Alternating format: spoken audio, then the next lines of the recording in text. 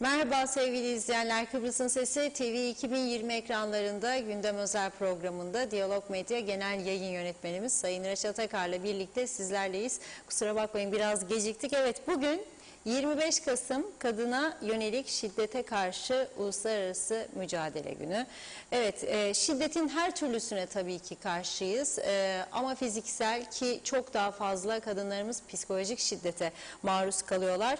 Öfke kontrolünü öğrenmeliyiz ve de öğretmeliyiz diyerek başlayalım. Evet. Dün açıklandı ekonomik önlemler. Başbakan Faiz Sucuoğlu açıkladı. Ama soru işaretleri var. Tartışılmaya devam ediyor konu. Diğer taraftan Ercan Havalimanı'ndaki sıkıntıları biliyoruz. Onunla ilgili de son duruma değineceğiz. Yine orada da acil önlem alınması gereken konular var. Başbakan Faiz Sucuoğlu'nun bu konuyla ilgili de yapmış olduğu açıklamalar var. Değerlendireceğiz. Bu arada çiftçiler, köylüler yine mahkeme kapısına dayanmaya hazırlanıyorlar. Zira kuraklık büyük sorun. Evet, programımızda hepsi ve daha fazlası olacak tabii ki. Sizlerin de sorularını, yorumlarını bekliyoruz diyerek hemen Reşat Bey'e merhaba diyorum. Merhabalar Funda Hanım. Herkese hayırlı günler diliyoruz ve yağmurun başlaması için dua ediyoruz. Meteorolojiye göre dün bize verdiği bilgiye göre, kamuoyuna açıkladığına göre bugün çok sert yağmurlar bekleniyordu ama damla görmedik daha şu ana kadar. İnşallah akşam saatlerinde yağmuru görürüz. Tabii kuraklık bugünkü gündemimizin konularından birisi olacak. Ona da az sonra geleceğiz.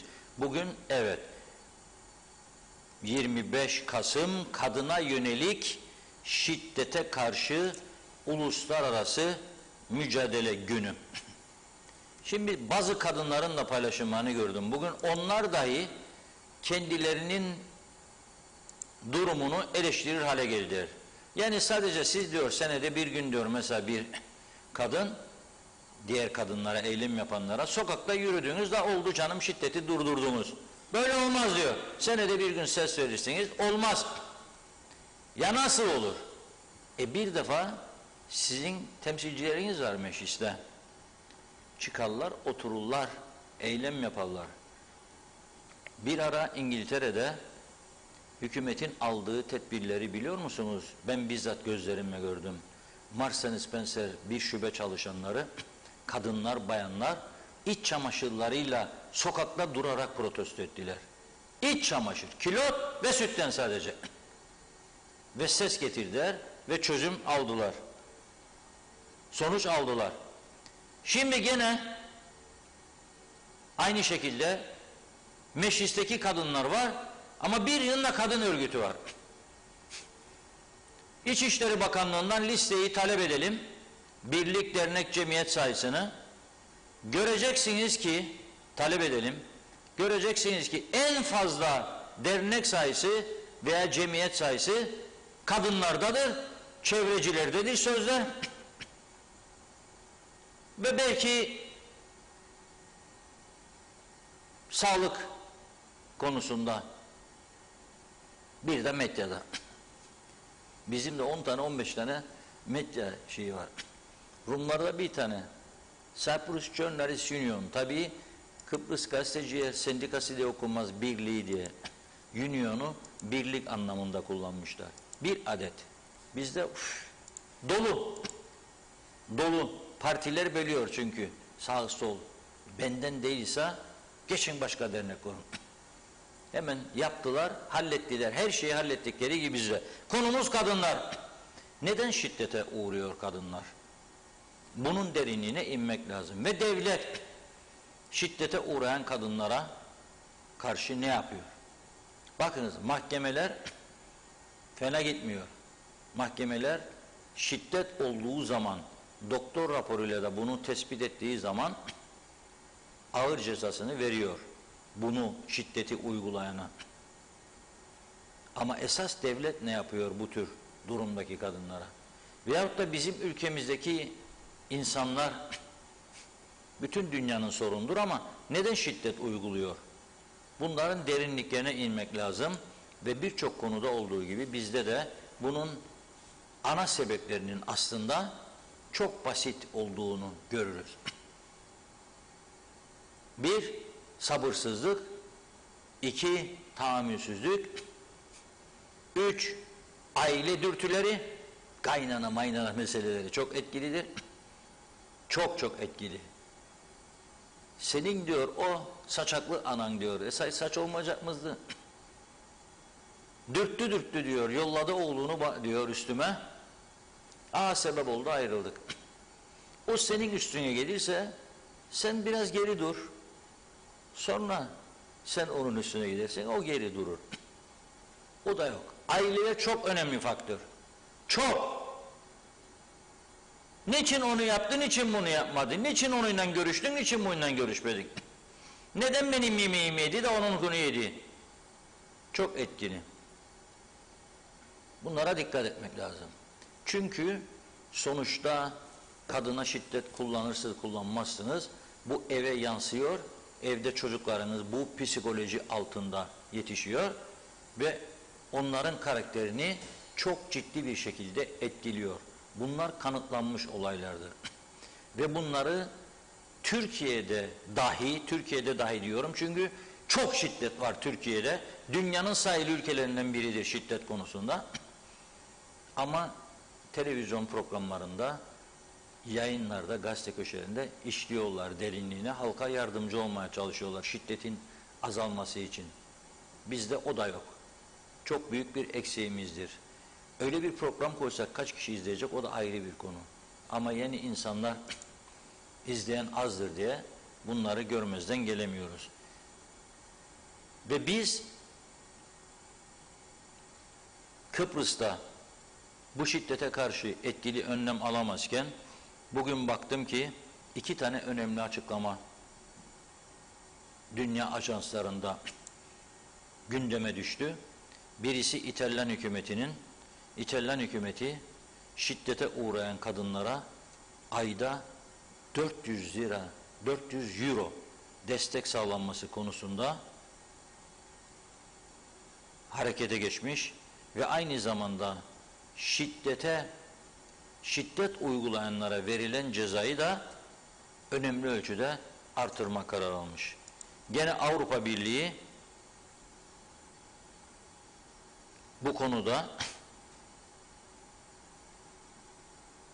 Avrupa Parlamentosu İstrasbourg'daki genel kurulunda şiddet vakalarıyla mücadele için yeni bir paket hazırlamış. Genel kurula gidecek olan bu paketle ilgili olarak AB Komisyonu'nun eşitlikten sorumlu üyesi Helena Dalli, Avrupa Birliği'nin Avrupa Konseyi'nin İstanbul Sözleşmesi haricinde kendine ait bir yasa tasarısı üzerinde çalıştığını söylemiş. Teklif kapsamlı olacak, İstanbul Sözleşme hedefleri üzerine inşa edilecek, desteklemek için etkin önlemler alınması sağlanacak diyor. Ve biz de bugünün anısına kısa bir video görüntüsü ve bir de şarkı hazırladık. Şiddete uğrayan tüm kadınları düşünerek ve bu ülkemizde bunun son bulmasını dileyerek.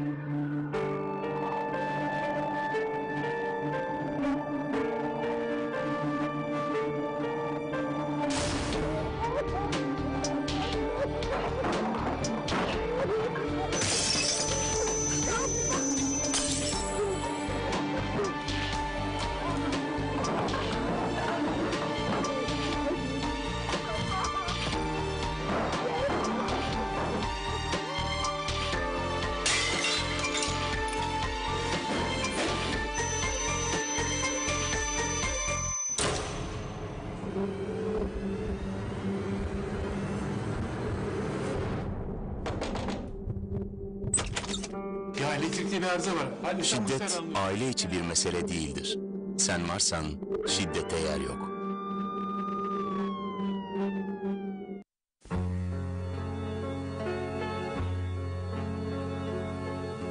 Eşyalar toplanmış seninle birlikte, anılar saçılmış odaya her yere. Sevdiğim o koku yok artık bu evde. Sen kıyıda köşede gülüşün kaybolmuş. Ne olur terk etme, yalnızlık çok acı. Bu renksiz dünyayı sevmiştik birlikte. Sen kadınım.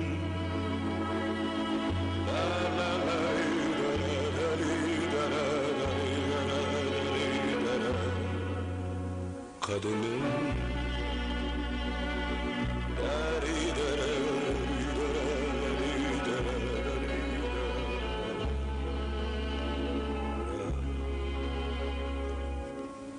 Hatırla o günü karşıki sokakta, seni öptüğümü ilk defa hayatta.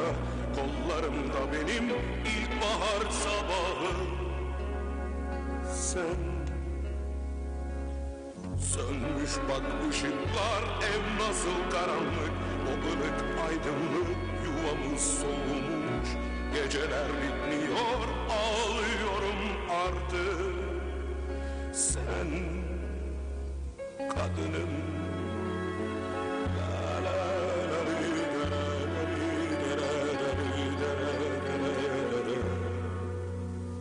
Kadınım.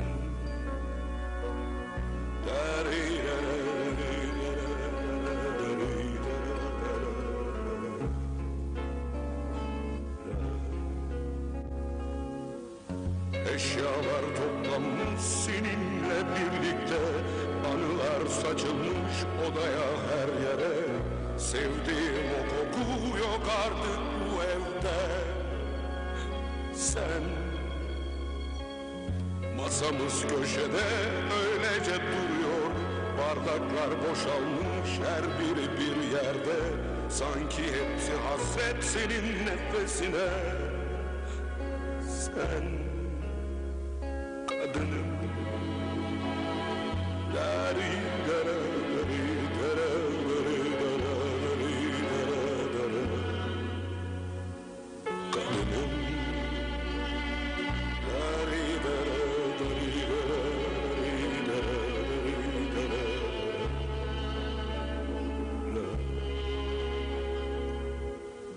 Bana bıraktığın bütün bu hayatın, yaşanan aşkların değeri yok artık.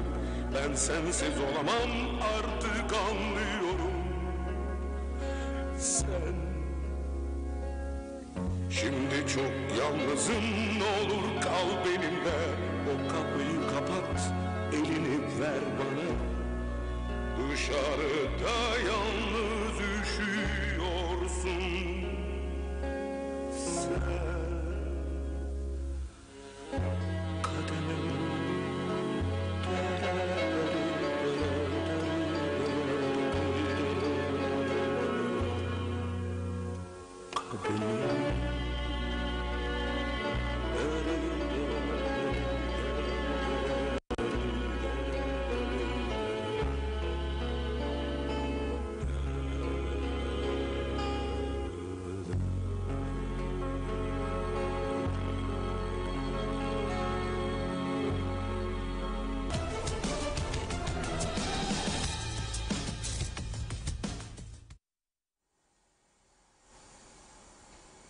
Evet, Tanju Okan'ın müthiş bir şarkısı değil mi Kadınım?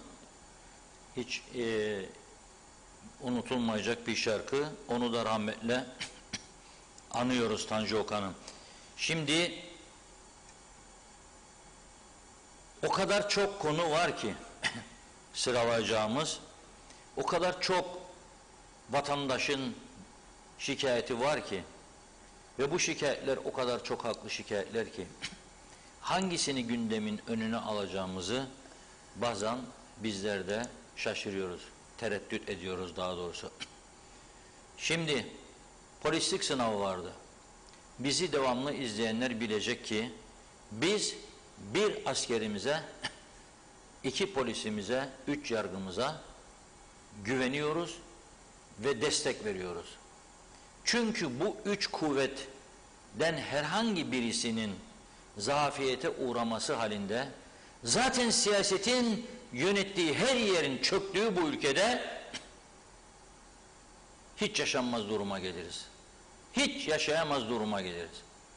Siyaset çökmüş, iflas etmiş, hala yanlışlar,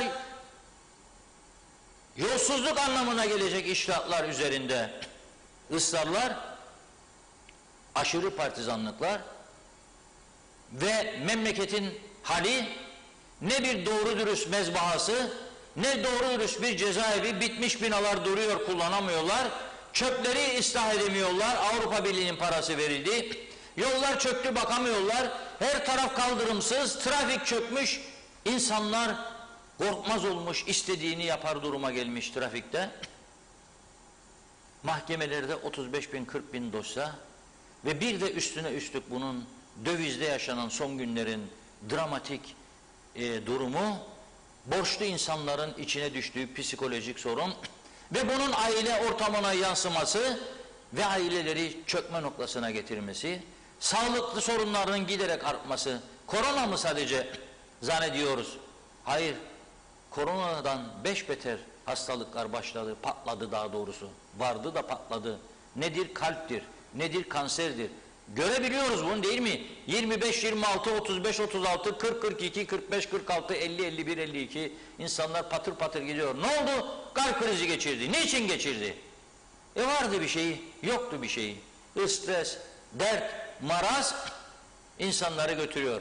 Buradan onu da söyleyeyim. Her kim ki hele aile yakınlarını böyle strese, maraza sürükler, ondan sonra ağlamak 5 para etmez söyleyeyim. Ondan sonra ağlamak 5 para etmez. Bütün servetimi harcayayım, bir daha göreyim dersiniz ama göremezsiniz. Gitmiştir, bitmiştir. Onun için nedir bu yarış? Anlayabilmiş değilim. Polisimiz göz bebeğimiz. Ona güveniyoruz. Onun iyileşmesini istiyoruz. Devamlı buradan 2 yıldır, 3 yıldır söylüyorum. Polis kadrosundan münhal var. Alınız, alınız, alınız. Çünkü ihtiyaç var. Ama hiçbir zaman torpile çevirin bu işi demedim. Ve varsa öyle bir şey de buradan çağrı yapıyorum. O polislik sınavlarını iptal ediniz ve tekrar yapınız. Daha fazla gözlemci olsun. Güvenlik kuvvetlerine bağlıdır. Güvenlik kuvvetlerinden de askerden de temsilci olsun. Bazı iddialar var, kabul edilemez durumdadır. Bazı iddialar var, kabul edilemez durumdadır. Yani yazılı sınavda başarılı, lisanda başarılı, sporda başarılı, sözlüğe gelince sen ona bir soru sor, bilemeyeceği bir soru ve orada başarısız oldu diye sen onu dışarı at. Yazık, günahtır. Yazık, günah. Bu memlekete inanmış, devletine inanmış, insanlığa hizmet etmeyi kendine ilke edinmiş insanlar var bunların içerisinde. Yazık, günahtır. Birisi spor yaptığı zaman 16 yaşında, her maçta kavga var, bir olay olmuş da onun cezası 5 puan yerine 15 puan yaptık. Onu da at dışarı. Bunun gibi çok ciddi ihbarlar geldi bana. Tam durumu elbette bu sınavı yapanlar ve bu kararı alanlar açıklayacak. Ama onlara sesleniyorum. Eğer üzerinizde bir baskı oluştuysa ve ona göre karar verdiniz, bundan geri adım atınız. Bakınız, bundan geri adım atınız. Siyaset sizi teslim almasın. Sizin rütbeleriniz şereflidir ve bizim için önemlidir. Bu ülkeye, polise, askere, yargıya güven kesinlikle sarsılmamalıdır. Eğer bir yanlışa sizi sürükledilerse bu sınavı yapanlara söylüyorum, geri adım atınız. Ve hiç korkmayınız. Kimse sizin kılınıza dokunamaz. Ve bir de buradan Cumhurbaşkanımıza sesleniyorum. Seçime saatler kala o batmış, o maaşları ödeyemez duruma gelmiş, o kooperatifin istihdam patlaması yaşanan o bölümüne seçim arifesinde, yani yem fabrikasından bahsediyorum. Hayvancı hayvanına yem bulamıyor. Çiftçi gübre bulamıyor. Bu ülkede mazot alamıyor traktörüne çiftçi. Hayvancının elindeki kuzular koç oldu be kardeşim. Koç satamıyor. Fiyatları düştü. Zararına alıcısı yok. fakirleşme var. Ve sen seçim arifesinde oraya 20-25 kişi alacaksın diye talimat veriyorsun. Ve bunu yerine getirmedi diye kooperatif şirketler mukayyidi onu sen seçim yasaklarının başlamasına saatler kala görevden almaya gidiyorsan ben bunu bir vatandaş olarak kabul edemem. Olmaz böyle bir şey. Neredeyiz be kardeşim? Peki o işe alınmayanlar ne olacak? Onlar bizim evladımız değil mi? Binlerce insan sokakta işsiz gezerken sen seçim arifesinde 25 kişiyi daha oraya aldın diye seçim kazanacağını mı zannediyorsun? Ya 45 yıldır bu politikalar yüzünden batırdınız bu ülkeyi. Hala daha aynı politikada ısrar. Hala daha bu yağcılık, yalancılık, istismarcılık. Nedir be kardeşim bu? O görevden alma kağıdını umarım, bu daha şimdi değil sırası. Bu değil şimdi. O görevden alma kağıdını umarım Cumhurbaşkanı bugün imzalamaz. Cumhurbaşkanı artık UBP'nin genel başkanı değildir. Bütün halkın cumhurbaşkanıdır. Bütün halkı eşit kucaklaması lazım. Kooperatif şirketler mukayyiti Kemal Dana bizim bildiğimiz dürüst çalışkan bir insandır. Ve siz onu oraya kooperatiflerdeki yolsuzlukları ortaya çıkarması ve düzeltmesi için koydunuz. Öyle dediniz bize. Biz de inandık. Ve biz de onu devamlı sıkıştırdık. Ne oldu bu kadar çok yolsuzluk vardı kooperatiflerde? Ne yapıyorsunuz diye. O da bir iki tane sonuçlandırabildiklerini mahkemeye götürdü.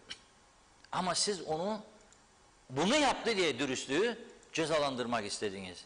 Ardından al bu 20-25 kişiyi de seçim vardı da bizim için önemlidir. Almadı çünkü batmış bir yem fabrikasından bahsederek.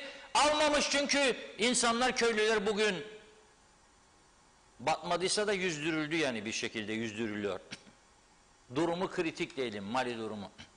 Halk meclislerinde bizim arkadaşlarımız, yönetim kurulunda o dönem görev alan arkadaşlarımız çok gündeme getirdi. Binboğa Yem Fabrikası'nda, Koop Gazı'da, diğer kooperatif kuruluşlarında. Bir daha bu kooperatif zaten sizin değildir. Niye hükmediyorsunuz ki ikide birde? Bu kooperatif köylünün, çiftçinin, halkın malıdır. Niye ikide birde bu kooperatifi istihdam kapısı yapıyorsunuz? Her seçim dönemi ya elektrik kurumu ya kooperatif, ya elektrik kurumu ya kooperatif. Yeter be kardeşim. İşte onun için siz bunları özelleştirmekten korkuyorsunuz. Çünkü bu şekil yönetme şansınız elinizden gidecek diye. Bütün korkumuz budur. Her iktidar gelip gidişinde bunu yapmaya çalışırsınız. Ve yapmayınca da alın kendini görevden. Yani bu adam sizin yasa dışı işleminizi yapmadı diye başarısız mı oluyor seçim yasaklarının başlamasına 12 saat kala, 15 saat kala? Olabilir mi böyle bir şey? Olabilir mi böyle bir şey? Soruyorum, olabilir mi böyle bir şey? Ne demek ya?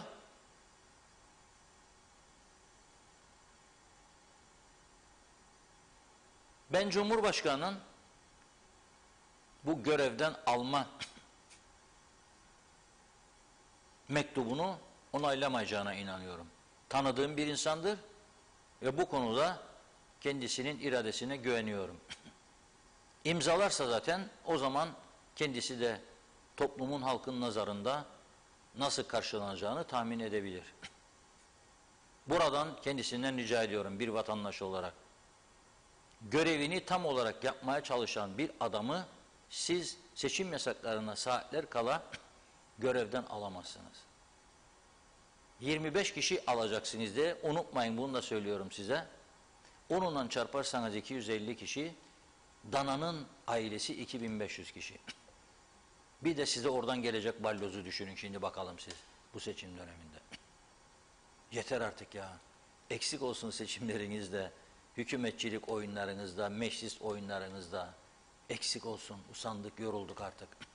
Batmış durumda bir ülkeden söz ediyoruz. İlaç bulamıyor hastalar. Ve yaşlı kadın gidiyor Mausa'da, telefon açıyor bugün buraya, arkadaşlarımızla konuşuyor ağlaya ağlaya. Diyor ki, doktor bana iğne yazdı evladım diyor. Özel hastane diyor 10 TL ister diyor, iğne yapsın bana. Yok mu teyzeciğim 10 Türk liran? 10 iğne diyor. her gün diyor gittiğimde 100 liradır diyor. Hesaba bakın. Ben o 100 liraya diyor bir gaz alırım evime, gazım yoktur, bitti diyor. Ve gidiyor devlet hastanesine. Saat 12'yi 20 geçeymiş diye, iyi dinleyin lütfen söylediğimi, 20 dakika gecikmiş diye oradaki hemşire diyor 12'ye kadardır diyor bu iğne işleri. 12'den sonra yapmayık diyor. Geldim diyor, elinde baston, titriyor eli. Ne olur be kızım yapsan bir iğnemi de gitsem. Doktor verdi diyor. Yapamam diyor. 12'yi geçti diyor. Önce bunu düzeldin siz bakalım. Önce bunu düzeldin. Dağ başı mı burası ya? Herkes maaşını günü geldiğinde takır takır alıyorsa ve biz böyle bir kritik süreçten geçiyorsak, savaştan 5 beter durumdayız. Ve gidişat belli. Açlığa doğru gidiyor bu millet. Bu millet yokluğun içinde sürünmeye başlıyor. Bakmayın siz 5-10 kişi de vardır diye, görünüyor diye, orada burada alem yapıyor diye. Bütün halk böyle midir? Evine gaz alamadığını söylüyor yaşlı insan. Siz ona hayatının son zamanlarında işkence mi yapacaksınız yoksa hizmet mi edeceksiniz? Dağılın oraya buraya, bu kadar daha adam. Baksana ama. Bir tanesi de görüyorum, dövizi fırsat bilerek koruyacak bazı borçluları, o borçlar paralar alıp ne saltanat içinde yüzenler var, bir listeler var, ben de biliyorum. Ne saltanat içinde. Da sen onu seçime çeyrek kala kurtaracaksın diye açıklama yapan da sanki döviz daha koruyorsun normal vatandaşı. Hangi normal vatandaşı koruyorsunuz?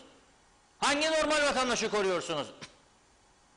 İşini düzeltmek için gidip bankadan ağır faiz yükü altında borç alanlar, şimdi ödeyemez duruma gelenlere ne yaptınız? Hangisini kurtardınız bugüne kadar? Da sizin kontrolünüzde olan ve partizanca büyük bir çoğunluğunu verdiğiniz kredileri kurtarmaya çalışırsınız. Olacak iş değil. Ve öte taraftan da köylü kuraklık parasını birine veriyorsunuz, birine vermiyorsunuz.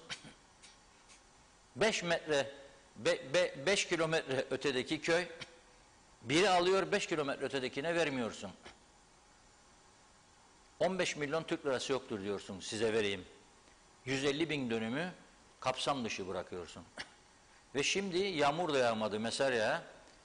Geçen seneki kuraklığı alamadılar. Bu sene neler olacak bakalım. Tohumu attılar tarlaya, henüz yeşermedi. Kullanacakları gübre yok, su yok. Bunlara siz oturup da kooperatifle birlikte nasıl yardımcı olacağınızı düşüneceğinize, daha çok istihdam, daha çok bataklığa sürükleme kooperatifi. Ama bu tarafta çiftçi köylü bekliyor. Alacağınız kararı bekliyor. Dün toplandınız, dört gözle ekran karşısına geçip izlediler. Acaba bize ne çıkacak, bize ne çıkacak? Bizim kuraklık paralarını da ödeyecek miler diye. Ama ödemediniz. Öyle bir ses çıkmadı. Para yok, para yok, para yok. Ya bunlara nasıl buluyorsunuz? O levazım nasıl bulup ödeyecek 25 kişinin maaşını? Ona buluyorsun, uyduruyorsun kılıfına hemen. Öteki yolsuzluk soruşturması başlatıyor, onu da durdurmaya çalışıyorsun. Nasıl bir düzen bu? Nasıl bir düzen? Kabul edilebilir değil yani. Gerçekten kabul edilebilir değil. Bakın bir de güneye, çiftçisine, köylüsüne nasıl sahip çıkıyor. Mazot desteği veriyor, kuraklık parasını gününde ödüyor. Tohumunu, gübresini zamanında teslim ediyor. Hani var mı bizde böyle bir davranış biçimi? Yazık. Gerçekten çok üzgünüm. Keşke bugün bu meseleleri duymamış olsaydım. Çünkü bugün kadına yönelik şiddet saatlerce konuşulabilecek bir konuydu. O konuyu daha etraflı konuşmak isterdim ama olmadı. Bunları duyunca ben de bu ülkenin bir vatandaşı olarak üzülüyorum. Tarihini bilen bir insan olarak son 35-40 yılını üzülüyorum. 35 yıl önce de, 40 yıl önce de, 20 yıl önce de böyleydiniz siz. Gene seçime saatler kala al oraya 50 kişi, al buraya 100 kişi. Sonunda batırdınız ülkeyi. Öyle bir kambur yarattınız ki maaşlar ödenemez duruma geldi. Ve her ay maaş ödeyebilmek için gidip avuç açıyorsunuz Türkiye'ye. Türkiye de size bazı laflar soktuğu zaman Bu defa da diyorsunuz ki çok ağır oldu bu yahu. Hak ediyorsun sen ya bunu. Sen bunu hak ediyorsun. Senin uğraşman gereken nedir şu anda? Senin uğraşman gereken nedir? Diyalog Gazetesi'nin 1. sayfası gelsin ekrana. Bugünkü Diyalog Gazetesi'nin 1. sayfası. Çık yukarıya. Partiye geleceğim sonra. O UBP'nin şartı 50.000 liraya geleceğim de bakın orada saraya sürdüler diye bir başlık var. Görüyorsunuz değil mi? O fotoğraf dün Güney Kıbrıs'ta İngilizce olarak yayınlanan Cyprus Mail gazetesinin internet sayfası. Yani günlük. Bugün gazetede basılı çıktı onlarda, bizde de aynı gün. Kuzeyden akaryakıt alanları engellemeye çalışan Rum Gümrük Müdürlüğü taksiciler tarafından protesto edildi. Geçen hafta eylem yapacağız demişti Rumlar. Bak eğer durmazsa bu baskılar bize gidip de kuzeyden akaryakıt alırız diye eylem yapacağız demişlerdi. Baktılar ki durmadı baskılar. Rum gümrükçü diyor gidiyorsunuz işgal bölgesine para veriyorsunuz. Senin geçişini durduracağım falan diyor. Yapamaz ya bunu. Dolaşım özgürlüğüne Avrupa Birliği engellemesine izin vermez. Yapamadığı için de bizim de çok iyi tanıdığımız yönlerini kullanıyor. Irkçı baskılar. Gidemezsin işgal para veriyorsun falan filan. Ama dinlemiyorlar. Çünkü ekmek parası onun da. Yarı fiyatını alıyor buradan akaryakıtı. Senin yapman gereken şimdi buraya geçişleri hızlandırmak, daha çok para, 1-2 kapı daha açarak daha çok gelsinler demek. Ama bizim bütün ekonomik örgütlerimizden daha dirayetli, daha üyelerine sadık, daha cesur insan çıktı bu Rum taksiciler. Helal olsun be bunlara. Tanışma imkanı bulursam madalya hediye edeceğim başkanlarına bu örgütün. Anastasiadis'in sarayına sürdüler arabaları, protesto ettiler. Biz istediğimiz yerden akaryakıt aldırıp gelirler. Bizimkilerin bundan haberi bile yok. İlgi sahalarında değil. Zafer. Neyin zaferi be? Ne zaferi? Neyin zaferi? Batırdınız memleket, battı gitti. Hiç tutar tarafı kalmadı. Ben Girne Limanı'na gitmek istemeyen bir vatandaş olduysam har onda ha bende ne fark eder ki? Da bir de vermeyik. Bizdedir. Kanla aldık kanla veririk. Ne kanla aldın kanla verin? Gidebiliyor muyum ben Girne'ye? Görmek istiyor muyum ben o Girne Limanı'nı şimdi? Kaşgar Kort'un önündeki fotoğrafları geçen gün gösterdim. Bütün apartmanların dışkıları denize akıyor. Ben o denize girmek ister miyim? 2 sene sonra turist arayacaksınız. Diyeceksiniz ki her gelen turiste 1000 lira da hediye çekivereceğim. Vallahi gelmeyecekler buraya. Gelmeyecekler. Bunlarla uğraşın biraz ya, memleketinizi sevin, insanınızı sevin. Bırakın çalışsın daha fazla. Kadını erkeği kaldırın siz de başınızı artık kumdan ya. Kaldırın başınızı kumdan artık. Bu şekilde olmaz ki bu ülke.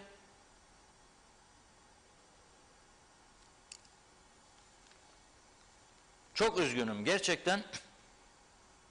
Çok üzgünüm. Çok daha ağır laflar içimden geçiyor söyleyeyim. Ama mesleğime saygılıyım. Yayın yasaklarına saygılıyım. Onun için kullanmıyorum.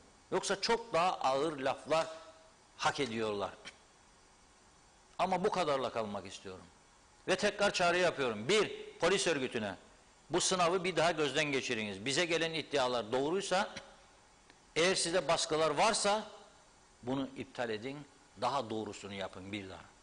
2. Cumhurbaşkanına. Sakın ola Kemal Denizdana'nın görevden alınmasına ilişkin mektubu imzalamayın. Ben Başbakan Faiz Sucuoğlu'na çok güvenmiştim. Daha dürüst icraat yapacağından emindim. Seçim öncesinde herhangi bir suistimal girişimine izin vermeyeceğinden emindim. Öyle düşünmüştüm.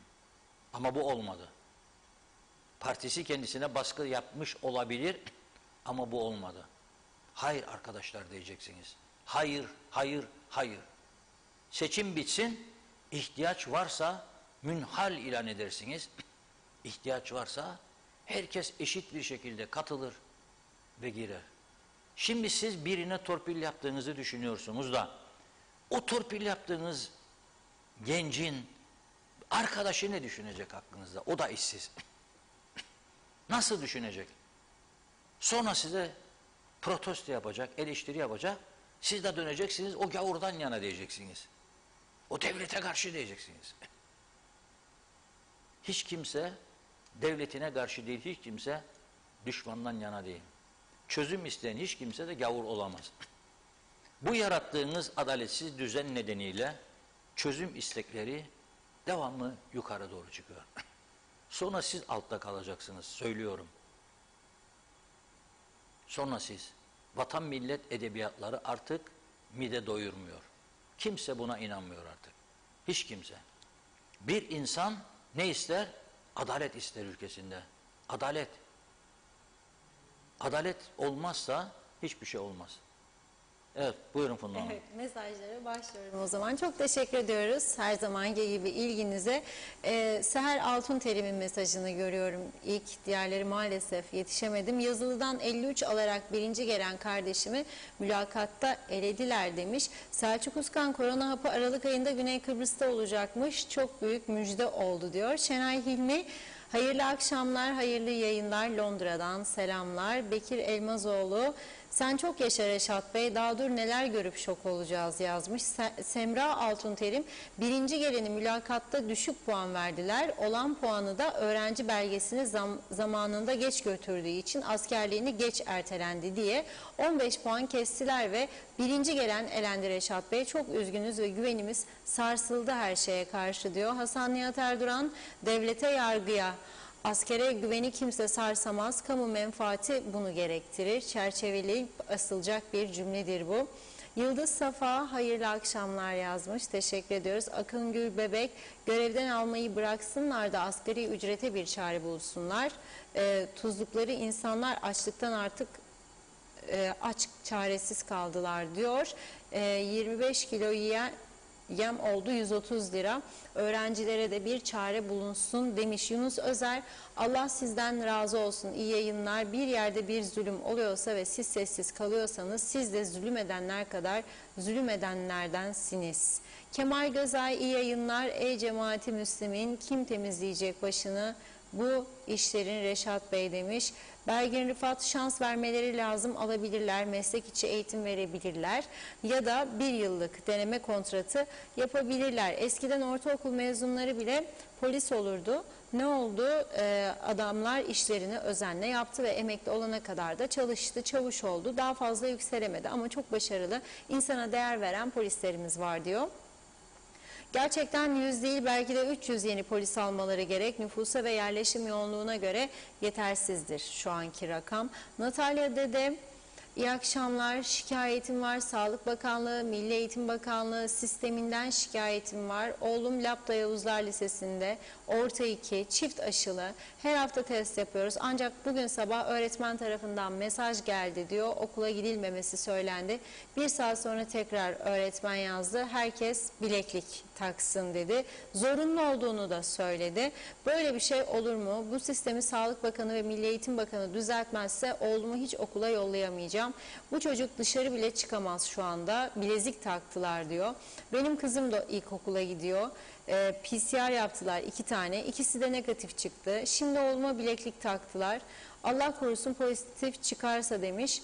Aç kaldık tabii. Hepimiz karantinadayız bu ev içinde. Okulda 950 öğrenci var. Evet, hangi mesafeye uygulayacaklar? Bizim günahımız ne diyor? Çift aşınızı da olduk. Çocuklarını da aşılamışlar. İsmet Ezel ah da gene ah yazmış. Süleyman Ege, Luricina'daki asker bizi bahçemize bile gitmemize izin vermiyor diyor. Hem de 23 yaşındaki bir üsteğmen. Hasan Nihat Erduran, devlet tüccar değil, devlet ticaret yapmaz. Çok hevesliyse küçük ortak olur ancak. Hizmet üretir, yasaları uygular, denetler, altyapı günceller ve bu altyapıları kullananlardan vergisini alır. Kamu düzenini sağlar. Özet budur. Evet, İsmet Ezel iğnenin saati mi olur demiş. Necdet Mavi Gözlü, hükümetin olan borçlarından bahsetmiştiniz. Ben de hükümetin borcu beni hiç mi hiç ilgilendirmiyor demiştim. Evet, bakın siz de söylüyorsunuz, kooperatife yem fabrikasına 25 kişi alındı. Borcu olan bir hükümet tasarrufa gideceğine hala daha seçim yatırımı yapıyor diyor. Evet, mesaj kaçtı Necdet Bey sonuna yetişemeden. Fikret İpekçioğlu bu şekilde yönetmeye devam ettikleri sürece hiçbir yol kat edilmez demiş. Mehmet Akın vatandaşlıklar içinde gündeme getirin diyor. Hakkımız ama bekletiliyoruz. Bilgilerimizi kontrol edilsin, kimlik kartımız artık hazırlansın demiş. Bu işkenceden kurtulalım diyor ve sosyal adalet nerede diye de sormuş Cemil Kurç. Evet, sizinle bahse girelim Reşat Bey. Cumhur Reisi o kağıdı imzalayacak dedi. İbrahim İnançoğlu helal olsun sana Reşat Bey. Belgin Rıfat belki de yaşlı teyzemiz fukaralık maaşı alıyor. Zannedersem 1800 lira gibi bir rakam. Tabii ki 10 lira onun için büyük paradır, yazık demiş. Nazime Nalbant, Reşat Bey bakın bu Kıbrıs'ın halkı neden bu durumlara geldi herkes biliyor, menfaat için. Kalbinizin sesini dinleyin, çok iyi düşünün, sonra her şey çok geç olacak demiş. İnsanlarımızda zor olan durumlara gelir, lütfen böyle yapılmasın, sonra büyük zararlar oluyor. Günden güne durumlar çok kötüye gidiyor. Akrabası arkası olan yaşasın, arkası olmayan yaşamasın mı? Üzgünüm dedi. Akın Gülbebek, şimdi elektrik dalgaları, fizik tedavi, kış geldi, müşteri alıyorum, elektrik kaza, bir çare bulsunlar. Evet, manevi eklemek isteyen 460 değerleri nasıl geçsin dilerim demiş. Natalya'da da okuldaki sistem şu şekilde koyabilir. Aşı olmayan öğrenciler her hafta PCR yapsınlar. Birinde semptom varsa okula almasınlar. Aşı olana antijen testi yapsınlar. Doğan Falyalı daha iyi günlermiş deniyor. Keşke bu durumlara düşülmese, yazık. Peki mevduat sahibinin hiç korunduğunu işittiniz mi diye sormuş. Zafer Peksoylu, Reşat Bey bir haftadır Mausa Hastanesi'nde sıra numarası alamadım. O insanlara çok yazık, köylerden geliyorlar. Ecevit Aksu da evet Reşat Bey büyük başları oynuyorsunuz, aman dikkat demiş, saygılar sevgiler. Fikret İpekçioğlu, nasıl hala daha çıkıp konuşuyorlar? Girne Limanı bunca zamandır temizlenmedi. Seçim günü belli olunca temizlenmesine başlandı. Eksik olsun demiş böyle seçim.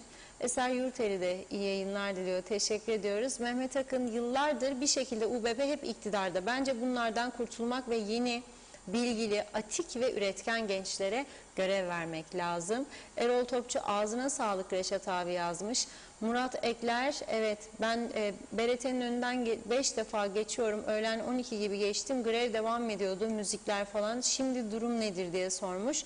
Zehra Sencer, iyi yayınlar diliyor. Karpaz'dan sevgilerini yolladı. Teşekkür ediyoruz. Ekrem Güneş, evet Reşat Bey, kelebek bile bizim bu siyasileri görse ben neden bir gün yaşıyorum da bunlar 50-60 yıl yaşıyorlar diye isyan eder yazdı. Günay Şeherli, etrafımızda savaş gemileri dolaşır, bizler sağda solda sıkı sıkı birbirimize kenetlenmemiz gerekir. Oysa bizler kavga, ayrımcılık yapıyoruz, ötekileştirmeye devam ediyoruz. Neden bu durumlara düştük demiş.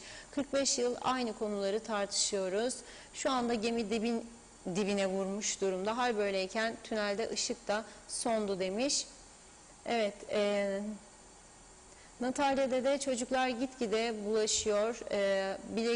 Bileklik taktık.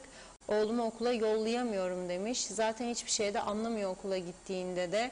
Biz anlatıyoruz. Hatice Ulubay Yavaşoğlu, hani Faiz Bey Kemal Denizdana'nın alınmasını reddetmişti. Vatandaşa söz verdiyse alım olmayacaktı. Yoksa verilen sözler başbakan olana kadar mıydı diyor. Bizim çocuklarımız özel sektörde ezilsin, sandığa gidip kime oy verelim? O işi aldıkları gitsin sandığa, usandık ellerinden, artık memleket için uğraşacaklarına koltuk sevdasına düştüler diyor. İsmail Kızılşahin de hala da adam alıyorlar, bu yüzden hükümetten çekilme tehdidi yapıyorlar. Yazıklar olsun demiş. Hasan Nihat Erduran, dana dürüst ve çalışkan biri, çok üzücü diyor. Kerim Akgün, Kıbrıs'ı sevenler seçimlerde boykot yapalım, lütfen kendimizi ezdirmeyelim, boykot diye yazdı. Bülent Küçük, ne kadar düşündürücü ki iktidarda olan büyük parti artık tek başına yeni seçimlerden sonra iktidara yeniden gelebilir.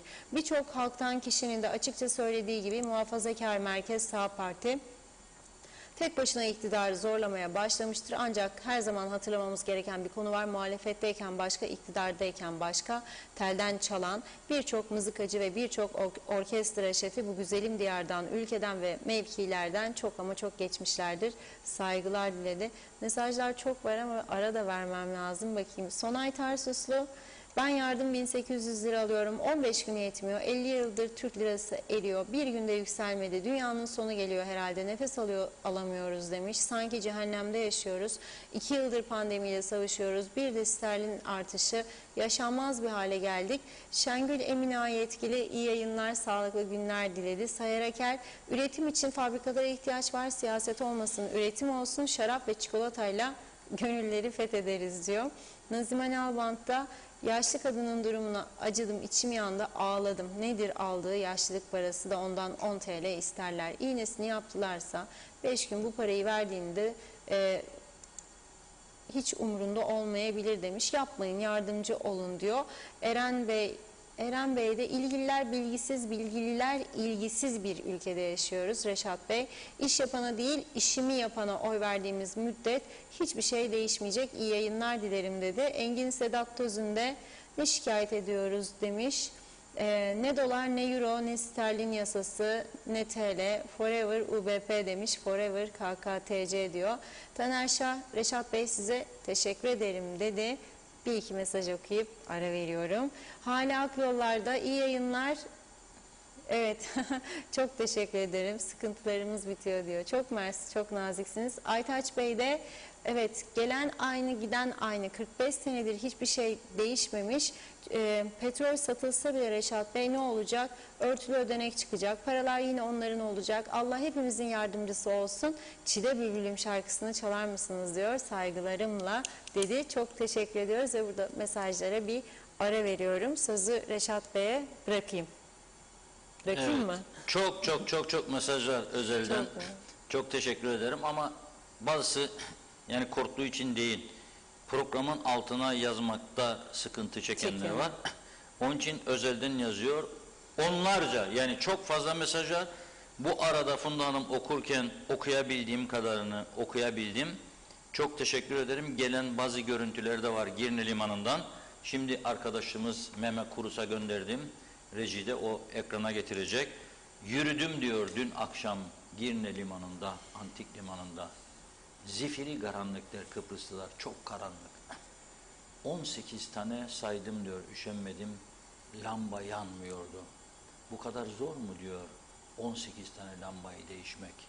Sorumlusu Girne Belediyesi mi? Elektrik Kurumu mu? Kaymakamlık mı? Çevre Bakanlığı mı? Turizm Bakanlığı mı? Ulaştırma Bakanlığı mı? Valilik mi?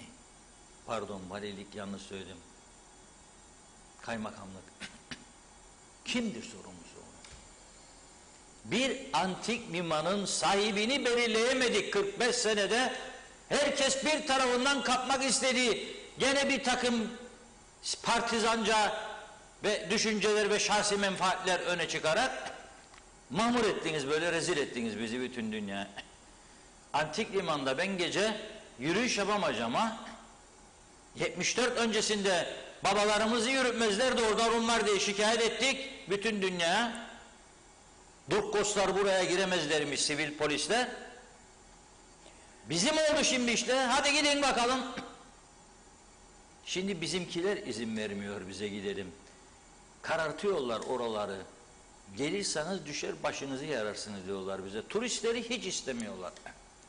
Turistleri hiç istemiyorlar. Onların bir derdi zafer, zafer, zafer. Kim daha 3 gün fazla başbakan ya bakan olacak? Ya da meclise girecek gene, maaşı garanti alacak. Olmaz ya. Son derece üzgünüm. Ali Pilli Bey açıklamış. 50.000 adet 50.310 adet Pfizer-BioNTech aşısı gelmiş Türkiye'den. Türkiye'ye teşekkür ediyoruz. Sağ olsun, var olsun. Hüseyin Arslan Bey diyor ki Avrupa'dan çıktım yola, geliyorum bizim karakola, yani Kıbrıs'a demek istiyor. Yol boyunca hep sizi izledim diyor. Kaç gün? Öyle moral buldum diyor. Merak etmeyin, çikolatanız da yolda gelir diyor. Sağ olsun, var olsun.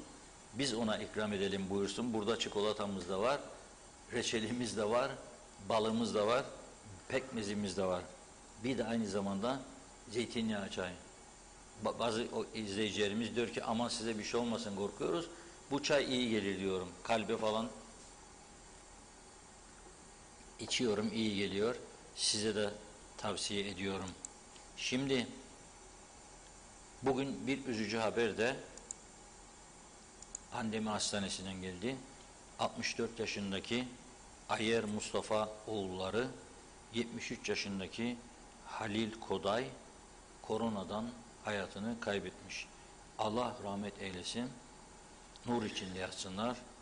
Geride kalanlara da sağlık versin. Koronadaki vakalar giderek artıyor. O kurultay günü söylemiştim. 1-2 hafta sonra ne patlamalar olacak göreceksiniz. Keşke yanılsaydım. Ama kaçınılmaz bir sonucudu. Çünkü yüzlerce, binlerce insan iç içe zafer kutlaması yapıyor. Öpüşüyorlardı doğrudan. Ne maske, ne mesafe, hiçbir şey yok. Hiçbir şey yok. Ne maske, ne mesafe yok. Ve şimdi tabii aşı geldi. Mühim olan bu aşıları nasıl yapacağız? Bakınız Mausa'nın Maraş Sağlık Ocağı'na bakalım. Bir fotoğraf gelecek şimdi. Mausa'nın Maraş Sağlık Ocağı. Hadi bakın buraya. Saatlerce yağmur yağacakmış. Fırtına hiç kimsenin umurunda. Beklesin kardeşim. Böyle aşı olmaz be birader. Aşıyla PCR karışık. Sabrı alışık. Şimdi bir de video geldi bugün. O videoyu da verelim. O gelen videoyu.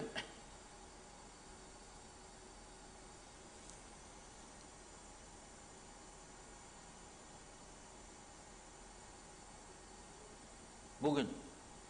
Şimdi diyor ki vatandaşlarımız pozitif vaka olduğu için gelen bu insanlar bakın nasıl bekletiliyor orada.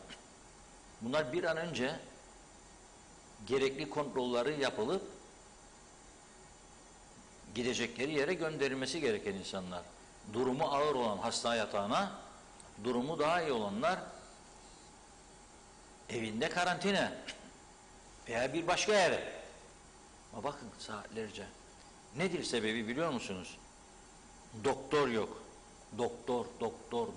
Doktor yok. Hemşire az.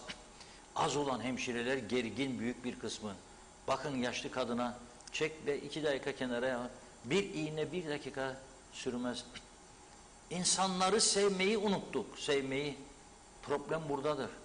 İnsanları sevmeyi unuttuk. Hizmet etmenin kutsal bir görev olduğunu unuttuk.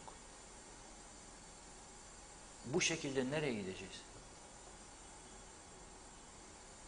Bu şekilde nereye gideceğiz? Kabul edilebilir bir durum değildir. Gerçekten çok üzgünüm. Ve bahsetmiştim kuraklık, muraklık, çiftçinin, köylünün durumu. Kuzunun kilosunu diyor köylü 40 liraya satıyorduk. Kuzular koç oldu diyor, satamadığımız için büyüyor. Devamlı besliyor adam. Şimdi diyor biz 32 liraya kadar düştük diyor kuzuyu. Ama bu vatandaşa yansımıyor. Hastalık da var falan dedim bana bu ihbarı yapanlara. Bırak onu unut diyor. Düşünme bile hayvanlardaki hastalığı. Şimdi diyor biz bu elimizdekileri satamıyoruz. Hastalık varsa da diyor ateşte fazla tut ölür gider diyor. Satamıyor. Ve devlet onlara diyormuş ki ben sana 30 kilo yem vereceğim hibe olarak demiş. Bütün bir yıl için ha. Diyor bir hayvan günde 2 kilo yem tüketir diyor. Demek ki bana verdiği katkı 15 günlük. 15 gün sonra bak başının çaresine. Üretimi öldürmek. Güneyde diyor, güneyde çiftçilere renkli mazot verilir diyor, vergisiz. Hiç vergi yok üstünde. Bizde diyor 11 liraydı, 14 olmuş dönüm başına. Biz diyor eskiden diyor 5-6 litre mazot alırdık o katkı parasıyla. Şimdi 1,5 litre alabiliyoruz. Bu iş yani ne demek? Finito festa. Ben de dedim ki gelsin şimdi işte o. Eskiden bir arkadaş dedim traktör mü vardı ya o tarla sürerken dedim. Dönelim 50, 70, 80 sene evveline.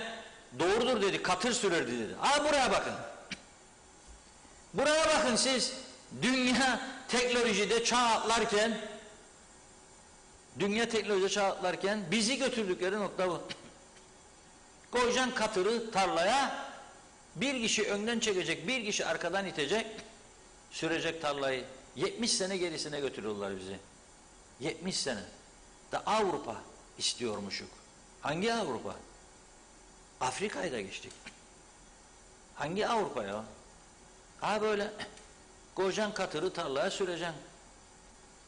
Traktör, mazot ister. Çiftçi tohum ister, gübre ister. Hiçbir şey yok.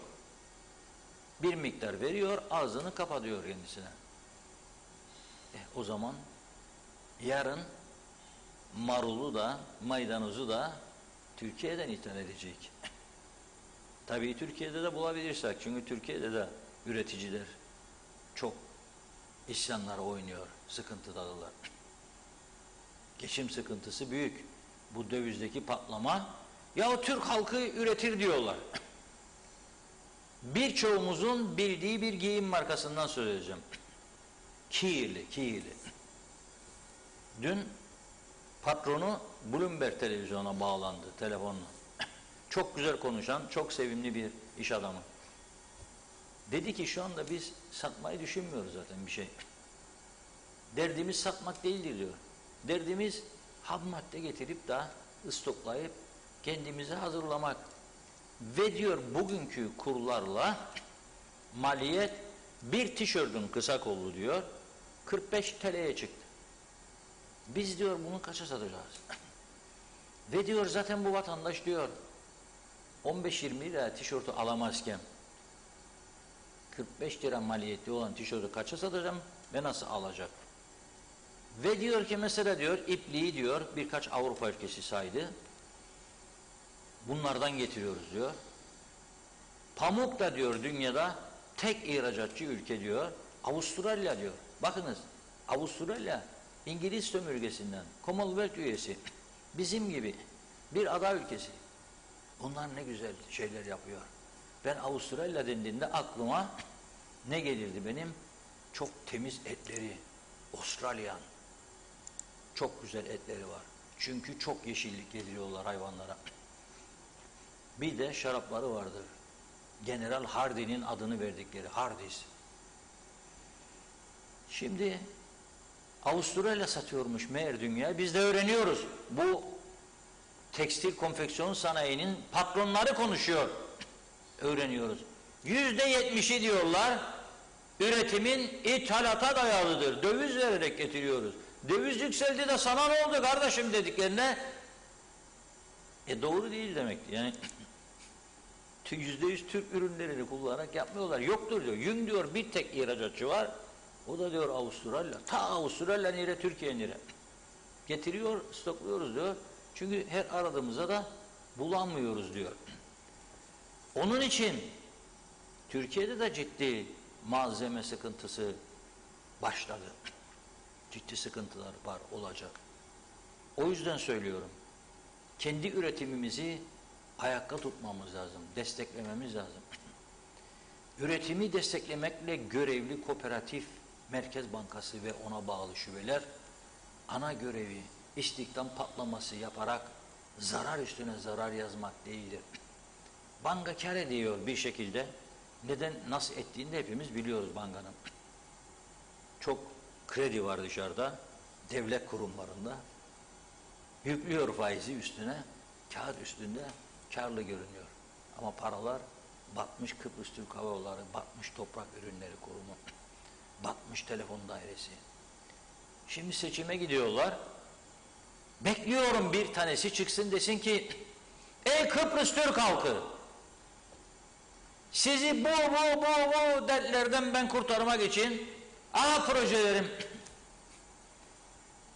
Bekliyorum bunu. Sonra da diyorum bu kadar saf olma. Bu halkı bir şeyler kapmaya alıştırdı bunlar. Kalkar da söylersen bunu yapacağım.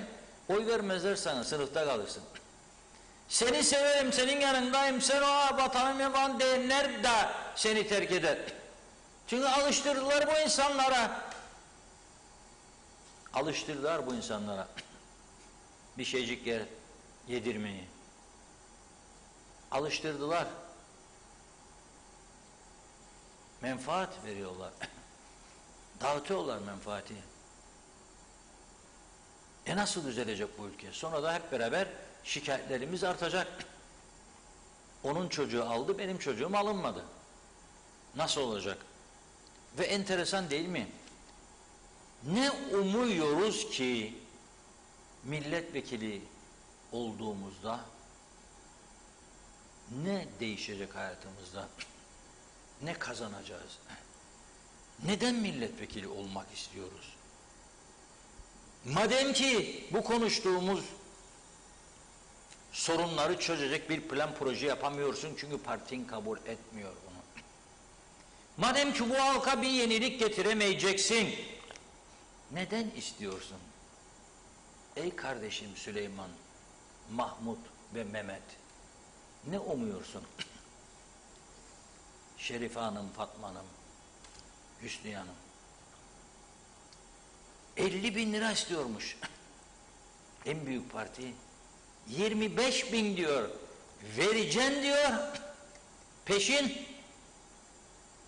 adayı olmak için. Sonra diyor elekten geçirecek biz diyor. Adaylığı kesinleşenlerden 1'e 25 daha alacak. In the year 25 diye bir şarkı vardı. 25 daha 50.000 telecik. Telecik çok az para yani. O açıdan söylüyorum. Teleyi küçümsediğim için değil.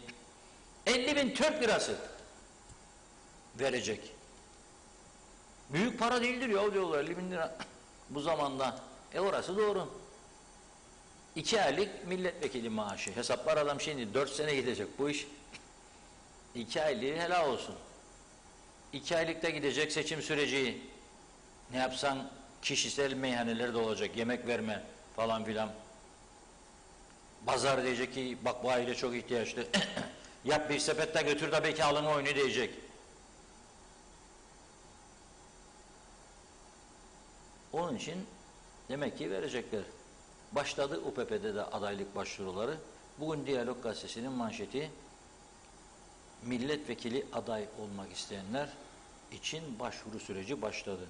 UPP'nin şartı 50.000 Türk lirası.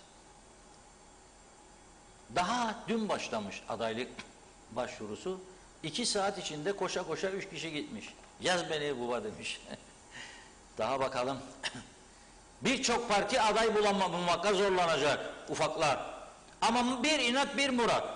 Tıdıpıyla tıkıpı birleşmezmiş. O diyor Cemal olmaz, o diyor Çakıcı olmaz galiba. Bazı prensiplerde anlaşmazlık varmış. Bir partiydiniz 2 oldunuz. Ne olur birleşirseniz ya. Kalacaksınız barajın altında bak söylüyorum. Eğer güçlerinizi birleştirmezseniz.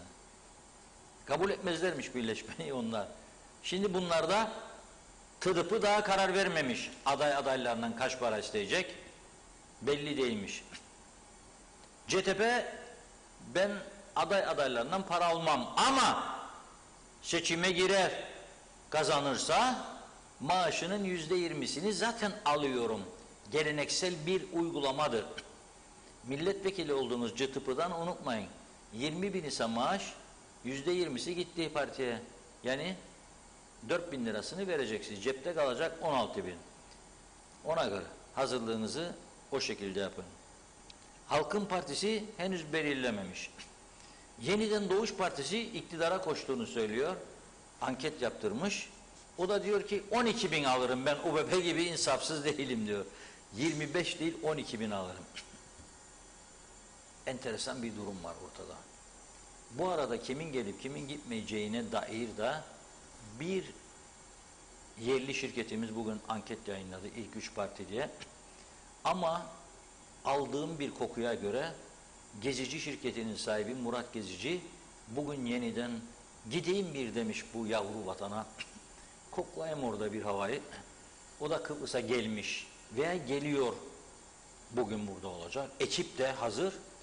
Hafta sonu ekip önce bir eğitim, sonra sahaya çıkacak ve seçimlerle ilgili kamuoyu araştırması yapacak. Bunu kim yapıyor? UPP mi, HP mi, DP mı, TKP mi, BKP mi?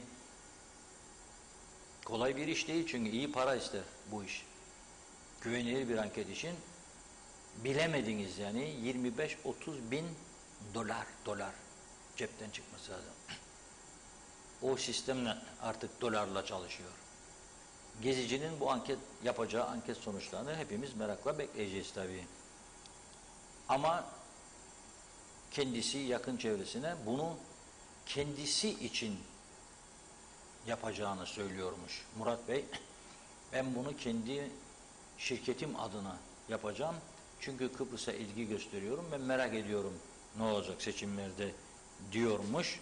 Bakalım neler olacak birlikte göreceğiz. Ama komite biliyorsunuz seçim yasasını değiştiremedi.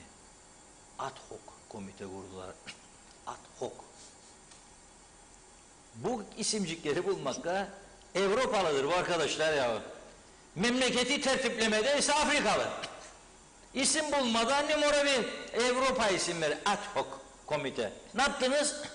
Bir hafta mecliste çalışmışlar. Sonunda uzlaşamadık elveda meyhaneci. Seçim kurulu başkanı size dedi ki bu seçim sistemiyle gelirseniz akşamları kilitleyeceğim sandıkları, sabah geri açacağım dedi. Sonra bağırmayacaksınız ama çaldılar sandıkları diye. Ona göre uyarıyorum. Sonra hakkınız olmayacak. Çaldılar sandıkları. Göreceğim bu seçim neler yapacaksınız. Diyeceksiniz ki bir daha sayılmasını istedik. Bir daha sayılması için. Ben o tarafta biliyorum yükseğimle nasıl oldu. Sana dedi ki bir haftayı da bulabilir dedi. Rezil olacak dünya bir kez daha. Umurumuzda mı değil tabii. Ben bir Kıbrıslı Türk olarak umursuyorum. Bir haftada bir milletvekili sonuçları bir haftada çıkarsa ben bunu umursuyorum. Ben bunu hak ettiğime inanmıyorum. Benim bilgi, görgüm, kültürüm buna layık değildir. Halkımızın da değildir. Ne değiştirmiyorsunuz? Ufacık hesaplar çünkü oradakilerin, partilerin, meclisteki şu an olanların küçücük hesapları var. Ben oradan tik, buradan tik, oradan vururum, buradan vururum. Ayşe Bağ gidecek, bana oy verecek, mühür basmayacak. Kendi partisine de oyun yapacak. Tek bölge çıkın ya. Tek bölgede yapsın istediğine teki. 50 milletvekili vursun mühürü, istediğini yapsın tekini. İstediğini getirsin. Bu kadar basit. Ne yapmıyorsunuz? Hayır, dönüşümlü başkanlık istiyorsunuz. Anastasiadis'in yerine gidip İskoçya'da iklim zirvesine katılacaksınız. Merkel'inle, Macron'unla görüşeceksiniz. Tabii o zekada olduğumuza göre iklim zirvesine katılıp da konuşalım. Bu seçim sistemini daha kolay düzeltmemiz gerekmez mi yani? Mesela diyorum. Evet Tunla Hanım, buyurun. Evet, ben de hızlıca başlıyorum mesajlara. Mehmet Çete Reisi, memlekette üretim çöktü, hayvanları artık hayvanat bahçesinde görecekler yazmış. Evet, Akın Gülbebek, ekmek nerede kalıyor, işlemler yoksul var, alamıyorum artık demiş. Hasan Nihat Erduran da kanalizasyona çözüm bulunmazsa tek su sayacı takılmamalı. Sağlık meselesi bu ve çok önemli. Necdet Mavigözlü, vatandaşlık isteyen kişiye sesleniyorum demiş. Kuzey Kıbrıs Türk Cumhuriyeti'nin vatandaşlığını satmaya hazırım. Afrika bize geldi. Ben de artık vatandaşlığımı satarsam Afrika'ya yerleşmeyi düşünüyorum. Burada hayır kalmadı. Buranın vatandaşlığını isteyen insanlara hayretle bakıyorum. Acaba bu vatandaşlığı aldıklarında ne olacak? Dünyanın en ucuz vatandaşlığı yazmış. Fadıl Korkmaz, Reşat Bey, aşa ekmeğe suya dokunuşlar. Bu halk bunu hak etmedi. Sen anlat, bir gün anlarlar diyor. Hasan Hacı Haliloğlu, görevini savsaklayanları kamudan atacaksın. Yolsuzluk görevini kötüye kullananlar hakkında savcılık çekinmeden işlem yapacak. Hiç kimse bir şeyden çekinmiyor, korkmuyor. Başka bir memleket olduk dedi. Hüseyin Koltan hayırlı günler, iyi ki varsınız. Doğru Haber'in adresi hoş vakitler. Her geçen gün daha da zor olacak. Her şey çok pahalı. Bir de her gün vakalar da 100'dü, şimdi 330'un üzerinde. Ne olacak halimiz? Çok teşekkür ederiz. Ağzınıza yüreğinize sağlık. TV 2020. Evet, Emine Özatilla da iyi yayınlar dileyerek başladı. Deniz Dana'ya çok üzüldüm. Çalışkan, dürüst insan. Demokrat Parti ister diye başbakan görevden aldı. Yazıklar olsun demiş. Hayırlı cumalar, saygılarımla. Erdinç Elagöz, bu yapı 92'den beri eğitimli ve ülkeye verimli insanların yolunu kapatıp vasıfsız ve kontrol edecek insanlara yol verdiler. Bugün de o yol verdikleri de tam vasıfsız eğitimli dedikleri de kültürsüz ve görgüsüzleri yarattı. Afiyet olsun. Nazime Nalbant, mutlu akşamlar, sizleri kaçırmadan dinliyorum Londra'dan. Herkese sevdiklerime selamlar. Zor günler inşallah geçecek, aydınlık günlerin olmasına duacıyım demiş. Bir de pahalılığı. Ne olur düzenlesinler, böyle yaşanmıyor, her gün fiyatlar başka. Denetimciler nerededir diyor, soruyorum. İyi ki TV 2020'miz var, sizleri oldukça aydınlık, tarafsız haberleri dinleriz. Saygılar yazmış Nazım Hanım. Hasan Nihat Erduran, aydınlatmalar tek elden olacak kararı var. Kıptek sorumlu, antik liman yasayla turizme bağlıdır. Vedat Özkan, tekrar ediyorum dedi. Bir ülkeyi hükümet değil, ekonomi, kasadaki para, ithalat, turizm, sanayi yönetir. Kuzey Kıbrıs'ta da diyor, 16 parti bir araya gelse para olmadığı sürece ülke yönetimi çok zor. Dışarıya borcu olan, dışarıya bağımlı olan ülkelerin işi çok zor yazdı. Ersin Şemi, sevgili Reşat Akar, size sadece bir cümle sarf etmek isterim. Size 41 kere helal olsun demek isterim. O kadar. Şevket Tacel, benim mahallede de diyor 3 ay var lamba yanmıyor. Söyledik, elektrik kurumunun elinde lamba yokmuş. Güzel Yurt'tan yazıyor bu arada izleyicimiz. Hüseyin Arslan da afiyet olsun Reşat Bey dedi. Mehmet Akın, Türkiye'den aşı geliyor da kimler için? İnsanlar aşı bulamıyor. Kuzey Kıbrıs'ta da vatandaşlar aşı vurulmuyor yazdı. Hüseyin Arslan, Avrupa'da maske takmazsan alışveriş merkezlerine giremezsin diyor. Evet, Nazime Hanım bugün kadına şiddete hayır, hayır diye yazmış. Vedat Alagöz, başbakanıma böyle bir şey varsa hiç yakışmadı. Cezayı halk keser, başbakanım sakın böyle bir şey yapma, bir üye olarak size hiç yakışmaz. Çünkü halk sizden adalet bekler, sizlere çok güveniyoruz, saygılar, iyi ki varsınız, Diyalog TV tartışılmazsınız demiş.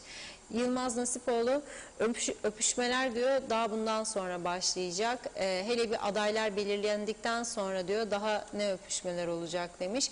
Hasan Nihat Erduran, dünkü 27-28 sayfa hep zarar, şahıs vergileri de çok az.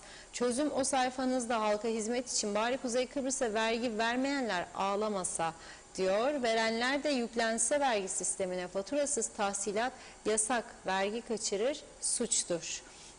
Nurhan Feremezoğlu, merhaba Reşat Bey, Funda Hanım, baştaki siyasiler ne zaman parti devletçiliğinden vazgeçecekler? Bireysel menfaatçilikten ne zaman vazgeçip toplum menfaatlerini savunacaklar? Aynı filmi görmekten bıktık, usandık dedi. Güzin Atik'te eskilerimiz der ya, okutturdum, yazdırdım diye. Siz de her gün uyarıyorsunuz. Yapılan haksızlıkları, halkın kötü durumunu aktarıyorsunuz. Kötü giden sağlık sisteminden doğrultulması için önerileri de sunuyorsunuz. Yine olmuyor, yine yapılmıyor. Nereye kadar gidecek bu kötü gidişat demiş. Mehmet Akın, Reşat Bey, devlet yöneticilerine seslenin, yoksa ben gün boyu yazmaya devam edeceğim. Vatandaşlık hakkımız eninde sonunda hakkımız diyor. Süre doldu. 2-3 yıl sadece kimlik kartını vermek için prosedürler uyguluyorlar. Boş yere bizleri de bekletiyorlar. Devletin kasasına neden sıcak para girmesini istemiyorlar. Devlet evraklarımızı kontrol etsin, hazırlasın. Kimliğimizi bizler de bir asgari ücret karşılığında vatandaşlığımızı alalım. Bunun icraata geçirmenin nesi zor olabilir? Mehmet İnancı, geçmiş olsun öncelikle. Hoş vakitler değerli dostlarım. Hayırlı yayınlar, koronasız günlere dedi. Soğuk Londra'dan sevgiler, selamlar. Evet, İzzet Kahraman, Reşat Bey bunun suçlusu Kıbrıslı Türk değil diyor. 47 yıl bizi bir tapuya muhtaç kapıya da olabilir. Evet. Kapıya muhtaç ettiniz. Hala diyor konuşuyorlar. Ve yine eklemi Hasan Bey cevap vermiş. Pardon. Neşet Demirel hep yamyum dedi. Hasan Nihat Erduran, aday olmam için 500.000 lira istesem çok mu olur demiş. Gülücük de koymuş. İzzet, evet, Mehmet Bulduk'ta Reşat Bey, milletvekili olmak demek çalışmadan 13 maaş almak demek. En garanti, en üst düzey yaşam, sorun yok, trafik yok, dokunulmazlık cabası. Bu ülkede 5500 oy al, milletvekili ol, devlet garantili bir iş. Kim istemez ki? Bana ne halktan diyor, bana ne zamdan. Evet, bakıyorum. Natalya Dede, gelsinler evimde sorsunlar. Ben kimseye oy vermiyorum demiş. Çiğse Dedeoğlu, Reşat Bey oy kullanmaya gidecek misiniz diye bir sorusu var. Zehra Sencer'in de yazık güzelim memleketime, ne sağlıkta ne eğitimde ne trafikte diyor. Her şey çökmüş, dibe vurduk, depresyona girdik, Allah yardımcımız olsun dedi. Bir iki mesaj okuyup ara vereyim, bakalım yetişecek mi? Enver Taşer de bu kadar bulaşın artmasında insanların aşı hakkında bilgisizliğidir. 2 gün önce Sayın Pilli Bey bir televizyon kanalında 2 Sinovac aşıdan 3 ay sonra bir BioNTech aşı yapılması gerekiyor. Aksi takdirde 3. aşıyı yapmayanlar aşısız bir insan gibi vücudu bu hastalığa yakalanıyor. Başta benim bilgim yoktu. Şimdi 50 aşı gelmiş. Bence Sayın Ali Bey yarın sabahtan başlayarak seyyar aşı aracıyla hemşiresi, doktoruyla mahalle mahalle, sokak sokak gezip anons yapıp gerek insanları arabada gerek evde aşı yapmalı. Yoksa bu hastalığı atlatmamız mümkün değil. Allah aşkına bu aşılama işini bitirelim diyor. Evet, Saadet Azak, Reşat Bey biri artık bu zamlara dur desin yazmış. Marketler fiyat değiştirmeye yetişemiyorlar. Yazık bu insanlara, siz bu halkın sesi olun diyor. Nilüfer Canova da kurultaydan sonra memleketin geldiği durum belli, değer miydi buna? Çok merak ediyorum. Geçişlerde düşüş var. Devletin kasasına para girip girmemesi kimin umurunda? Nasıl olsa altın çok demiş. Göksel Mehmet Aksan da Reşat Bey'in yorumlarına katılıyorum. Emekli bir eğitimci olarak tüm anlattıklarınızı işe giderken çok yaşadık. İşe girerken pardon. Bugün de Lafta Yavuzlar Lisesi'nde 4 sınıf kapandı. Bu durum nereye varacak? İnatla hiçbir yere varılmıyor. Bakanlık nerede? Okullarla ilgili ne düşünüyor dedi diyorum ve burada tekrar bir ara vereyim mesajlara. Buyurun Reşat Bey. Evet, şimdi programın ilk bölümünde güneydeki taksicilerin eyleminden bahsetmiştim ve kuzeyden geçip akaryakıt alıyor bu insanlar ve Rum gümrüğü doğal olarak kuzeye para bıraktırmak istemiyor. Çünkü onlar diyor ki bizim evlerimizi, mallarımızı aldılar, o tarafta bize vermiyorlar. Siz gidip bir de bunlara para verip mükafatlandırıyor musunuz diye. Resmi tavır onların açısından baktığımızda doğrudur. Ama halk geçim derdinde olduğu için ve ihtiyacı olduğu için tepki gösteriyor buna. Bizim burada şu esas ihtiyacımız var. Kime ihtiyacımız var? Dıştan gelecek insana ihtiyacımız var. Para bırakacak ve biz de onu o bıraktığı paranın vergisiyle maaşları ödeyebileceğiz, ilaçlarımızı alabileceğiz. Yapmıyor bunu. Ve bakınız, günlerdir buradan söylüyorum Ercan Havaalanı'ndaki rezaleti, işkenceyi, görüntülerini verdik. Günlerdir. Bu Bakanlar Kurulu dün de toplanmış nice. Akşam saatlerinde bir bilgi geldi Başbakanlık basın bürosuna. Bakanlar Kurulu toplandı diyor. Sonuç hiçbir şey yok ortada. Neden karar alamıyorlar biliyor musunuz bu Ercan düzeltme konusuna? Çünkü diyor ki bu gelenlerin çoğu TC vatandaşı. Bana oy veremez diyor. Ama diyor orada diyor benim istihdam ettiklerim vatandaştır. Ama diyor bu kararları bana uygulanan diyor balyoz gibi kafama vuran diyor üst kurul benim vatandaşımdır. Ben bundan oy beklerim diyor. 3-5 tane oyun hesabıyla memleketi batırdılar. Hala da aynı çizgi. Turizmci bir arkadaşımız var. Hasan Karlıtaş. Bugün paylaşmış 2 saat önce. Okuyayım size. İngiltere'ye gidip gelmiş de mukayesesini yapıyor. Ercan Havaalanı girişinde aylardır ciddi bir kaos var diyor. Alana inişte bağıra çağıra aşı olanlar, PCR testi olanlar ve antijen için ödeme yapması gerekenler şu sıraya diyorlarmış.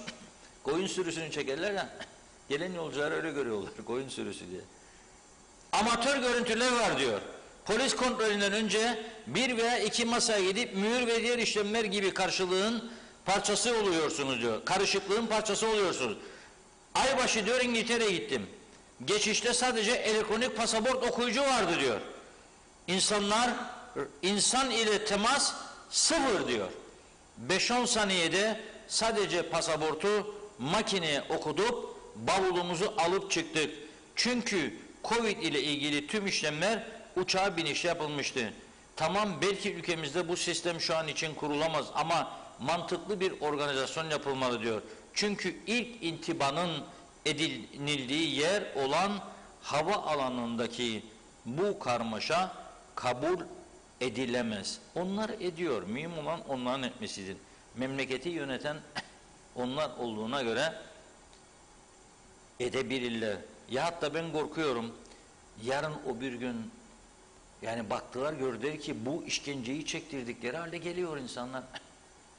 Ya Kıbrıs Türkçe konuşuyoruz. Yavru vatanımız. Çocuk okula gitti, geleyim bir çocuğu göreyim. Değil mi? Çocuğunu okula yazdırmış. Gelsin bir görsün, kaldığı yer nedir? Anneciği gelecek, ona bir çorbacık bir şey yapsın. Değil mi? Sen ona bunları yapıyorsun, gene geliyor çünkü mecbur. O zaman bir ceza daha gelebilir. Falaka. Nasıl biraz önce gösterdim ya, katırla tarla sürmesini. O Kemal Sunal'ın bulabilir misiniz Falaka? Bir filmi vardı, koyduyduk. Zorsa sorun değil. Ben bunu okuncaya kadar bulursa arkadaşlar getirsinler. O filmi de bundan sonra tam boyda yayınlarız buradan. Şimdi bugün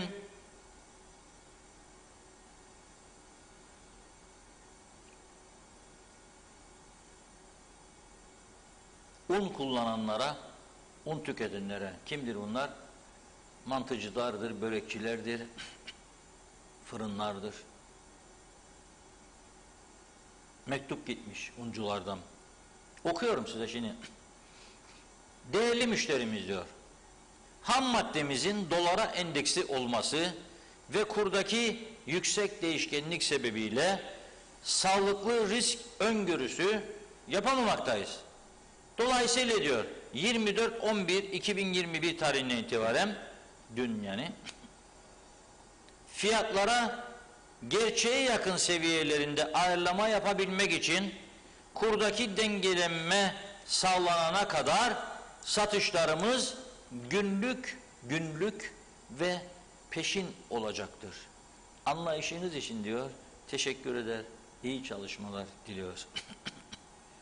Al 10 torba, onu da git de yaz çeki haftaya da gel haftaya da öde, yok. Koyacaksın cebe parayı. Nakit götürüp koyacaksın, alacaksın. Falaka geldi. İşte ben dua ediyorum o günlere gelmeyelim. Ercan'a giriş yapanlara falaka cezası verecekleri günlere götürmesinler bizi inşallah diyerekten bugünkü programı noktalıyorum. Vatanımıza, milletimize hayırlı bir seçim olur inşallah. Bundan sonraki süreçte seçimleri de, sorunları da konuşacağız. Bir izleyicimiz mesaj attı. Faiz Bey diyor, depe istedi diyor. O kooperatif dairesine diyor alınsın şeyleri. 25 kişiyi 1000 boya diyor. Tepe kanadı istedi. Faiz Bey'e baskı kullandı. Koalisyon ortaya. Ama diyor Faiz Bey bildiğim kadarıyla kabul etmedi diyor. Kabul etmediyse Faiz görevden alınması mektubunu Kemal Denizdana'nın kim yazdı, kim imzaladı, kim gönderdi? Buna bir bakmak lazım. Ama herhalde bu seçim arifesinde yarın seçim yasakları başlayacak. Bunun arifesinde böyle bir tayin, böyle bir görevden alma iyi olmayacak, hoş olmayacak. Çok şeyler yapıldı bu ülkede. Çok insanlar kırıldı, geçirildi.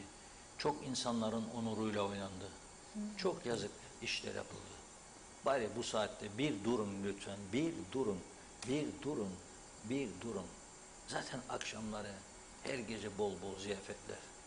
Biraz daha erken gidiniz, unutunuz bunları. Yiyiniz, içiniz, vatan millet nutuklarını patladınız. Hatta iki eşit egemen devlet öne çıkarınız. Daha da Rumlara meydan okuyunuz, Amerika'ya, Fransa'ya, İngiltere'ye okuyun meydan, korkmayın. Kimse sesinizi zaten duymuyor. Meyhaneciler bile duymuyor sesinizi artık. Uzağa kaçıyor sizden duymamak için. İyi akşamlar. Çok teşekkür ederiz. Birkaç yorum var. Onları da aktarayım hızlıca. Peki. Dilerseniz öyle kapatalım. Nurcan Uzmaner Mısırlısoy iyi yayınlar dilemiş. Evet, Necdet Mavigözlü Murat Gezici ile ilgili yazıyor. En fazla anket yaptığı yer herhalde Kuzey Kıbrıs demiş. Evet, Nasrettin Hoca'nın hesabı göle yoğurt mayalıyor. Hocaya sormuşlar, hoca efendi göl maya tutar mı? O da ben de bilmiyorum ama ya tutarsa demiş. Gezici Bey de anketçilik yapıyor diyor. Tutar tutmaz. Evet, benden bugünlük bu kadar demiş. Bizden de bugünlük bu kadar Necdet Bey. Sayaraker güneşten randevu alalım diyor. Zor kış olacak bu pahalılıkta. Uğur Kambur, iyi ki varsınız güzel insanlar. Da bir şeyler duyuyoruz. Allah razı olsun sizden dedi. Evet, Necdet Mavigözlü Afrika'ya gitmeyi düşünüyorum diyor. Afrika'da insan kalmadı. Hepsi burada. Ben de Afrikalı kalmadığı için oraya gideyim. Barış Erfinike teşekkür ediyoruz. İyi yayınlar diledim. Erkay Kanak iyi akşamlar, maalesef diyor emperyalist devletler Türkiye Cumhuriyeti'ni çökertmek için düğmeye bastı. Yapabilecekleri bir şey kalmadı. Orta Doğu Akdeniz'de güç kuvvet değişti. Ekonomik kriz geçicidir. Türk milletinin önünü kimse kapatamaz diyor. İsmail Güre Kanser'de anket yapan da yaptıranın da yasaklanması gerekir. Çünkü bu işler halk iradesinin yönlendirilmesi ve arzu edilen şekilde de tecelli etmesine yönelik bir hareket taşır. Ercan Mehmet Gürkanlar, halk sokağa dökülmezse daha başımıza çok şey gelecek benden söylemesi. Uyan KKTC'ye yazmış diyorum. Mehmet Acar da kamuda çalışanlardan maaşlardan her ay %20 kesinti yapılacak. Fonda toplanan paralar da vatandaşın yaşam şartlarına aktarılacak demiş. Evet. Çözemedim mesajı. Biraz karışık olmuş. Şifreli mi geldi? Arada noktalar var Mehmet Bey'in. Parti oy alabilir mi diye Şifreli gelmiş çözemedik. olabilir. O Evet, şifreleri eksik harfler de sonra var arada. çözeriz. Çözeriz. Belgin Rıfat son mesajı okuyayım. Uçağa binmeden önce zaten aşı bilgileri negatif PCR testi var. Bir de antijen isterlermiş şimdi. Zaten maskeyle nefes almak zor. Bir de bu kalabalığın içinde diyor kalabalığın içinde girmek var. Yani sakın ha Kıbrıs'a gelme diyorlar kısacası. Evet. Vedat Bey şarkı yok mu demiş. Şarkıyı başta verdik bugün. Değişiklik yaptık. Kaçırdınız Vedat Bey, kaçırdınız. Sizin için Tanju Okan'ı getirdik hem de Kadınım şarkısı. Ne güzel bir şarkı. Evet, Hasan Nihat Erduran da diyor ki zaten bir bombalamadıkları kaldı. Kuzey Kıbrıs Türk Cumhuriyeti'nin demiş. Evet, mesajları burada noktalıyorum. Reşat Bey, eklemek Noktalayın. istediğiniz bir şey var mı? İki şey var. Bir, Mehmet Kurtulmuş Bey sağ olsun zeytin yaprağıyla gene bir tütürtme yapmış. Önce bir onu arkadaşlarımız ayarlıyor, şimdi gönderdim. Teşekkür ediyoruz. Nazardan korusun sizi diyor. Eminim mesajı seslidir. Onu vereceğiz. Bir de size bir torpil geçiyorum. Funda Hanım'ın bu akşam özel bir programı var. 19.45 galiba öyle mi? Evet, 19.45. Önce haberlerde sizinle olacak. Şimdi diyor ki, bakın diyor ne kadar çalışkanım. Sabah programımı yaptım. Şimdi diyor burada diyor görevimi yaptım. 18.45'te ana haberler, Evet. 19.45'te de özel program. Yani çok çalışkanım diyor. Biraz zam diyor. ben de diyorum ki bu ekonomik krize zam mı olur Allah aşkına? Reklam gelsin. Ondan bir şeyler yaparız diyorum. Hazır mı Mehmet Kurtulmuş'un videosu? Hayırlı akşamlar Funda Hanım, Reşat Bey. Cumanız mübarek olsun. Allah sizleri nazarlardan korusun. İyi ki varsınız. En büyük Diyalog TV. Sağ olun, var olun.